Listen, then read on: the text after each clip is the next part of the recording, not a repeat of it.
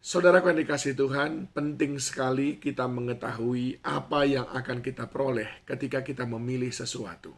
Atau dengan kata lain, apa keuntungan bagi kita. Apa untungnya bagi saya? Itu adalah sebuah pertanyaan yang sangat menarik.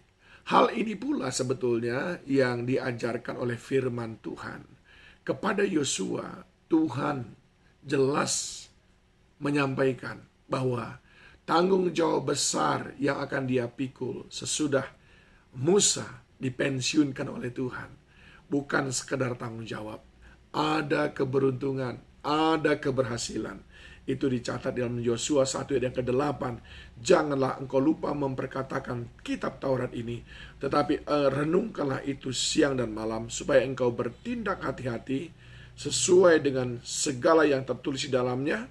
Sebab dengan demikian perjalananmu akan berhasil dan engkau akan beruntung. Berhasil dan beruntung.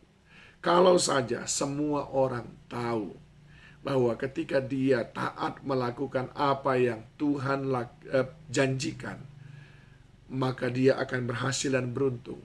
Mungkin cara kerja kita berbeda. Cara kita melakukan apa yang Tuhan perintahkan berbeda.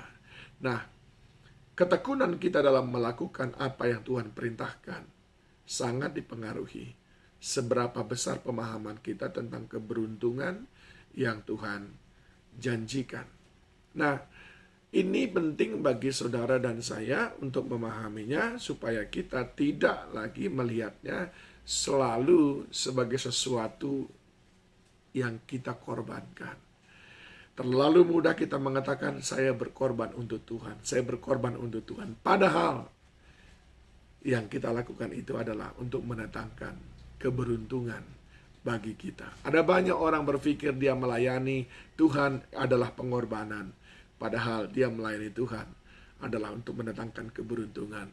Ada banyak orang berpikir bahwa ketika dia harus bangun pagi-pagi berdoa, membaca firman Tuhan, itu adalah pengorbanan, harga yang harus dibayar sebagai pengikut Tuhan. Padahal itu adalah jalan untuk meraih keberhasilan dan keberuntungan. Nah, saudara kan dikasihi Tuhan, sampai dengan saat ini kita mengerti yang Tuhan maksudkan adalah jalan keberuntungan dalam hidupmu. Yang pertama adalah memperkatakan firman Tuhan. Karena firman Tuhan itu adalah kuasa. Memperkatakan kuasa. Mengekspresikan kuasa. Itu yang pertama. Yang kedua dikatakan, renungkan itu siang dan malam supaya engkau bertindak hati-hati. Yang kedua adalah melakukan firman Tuhan. Karena ketika kita dengar firman Tuhan, kita perkatakan, dan itu mengajari kita, sehingga kita bertindak hati-hati dalam kehidupan kita. Jadi firman Tuhan mengajarkan kita untuk bertindak hati-hati. Kita berhati-hati berkomunikasi.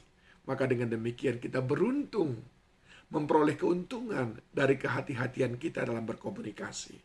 Kita berhati-hati dalam berinvestasi, dalam berusaha, maka kita memperoleh keuntungan dari kehati-hatian kita dalam berusaha.